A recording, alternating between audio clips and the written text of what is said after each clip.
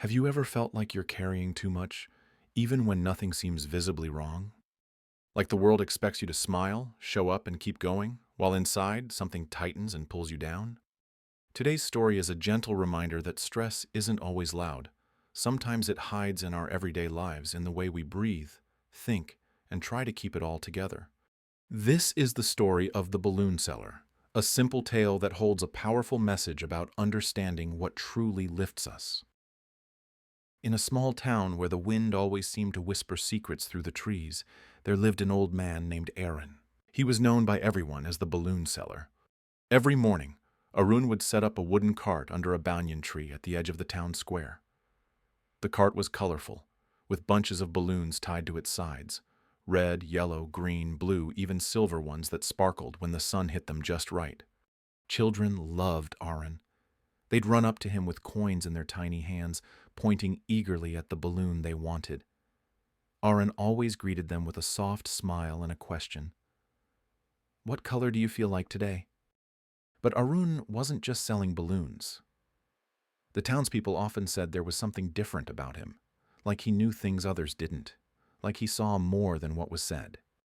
One sunny afternoon, a girl named Nia, no more than 7 years old, approached Aaron. She looked shy, her fingers tangled in the hem of her shirt.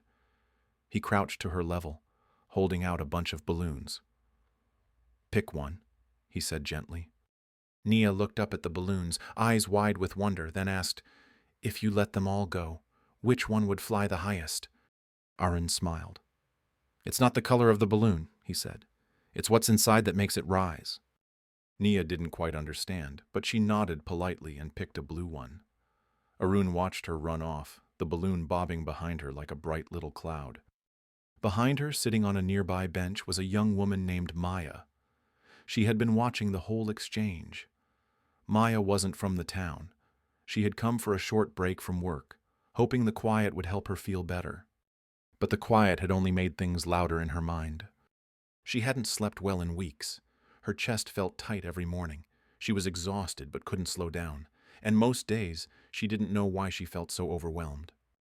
Aaron noticed her. He walked over holding a single yellow balloon. "For you?" he said. Maya let out a small laugh. "I'm a bit too old for balloons, aren't I?" "Maybe," said Arun, sitting beside her, "or maybe you just forgot how light things can be." She accepted the balloon, staring at it in silence for a moment. "That thing you said, to the girl, about what's inside, what did you mean?" Arun leaned back and looked up at the sky. "Stress," he said, "is like air in a balloon. Too much and it bursts. Too little and it doesn't rise. Most people try to fix their stress by changing the outside, their jobs, their routines, their surroundings. But what lifts us, what makes us rise, is how we care for what's inside." Maya nodded slowly. Her eyes began to fill. "I've been carrying so much," she whispered. "Deadlines, guilt, trying to be perfect, trying not to disappoint anyone." Aaron didn't interrupt. "I keep thinking if I just work harder, I'll feel better, but instead I just feel tired." He turned to her and said softly, "Maybe it's not about pushing harder. Maybe it's time to let go of what's weighing you down."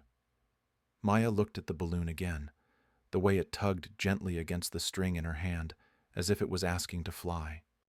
That evening, before the sun dipped below the rooftops, Maya stood on a hill above the town and let the balloon go. She watched it drift higher and higher, until it was a speck in the orange sky. She didn't feel fixed, but she felt a little lighter.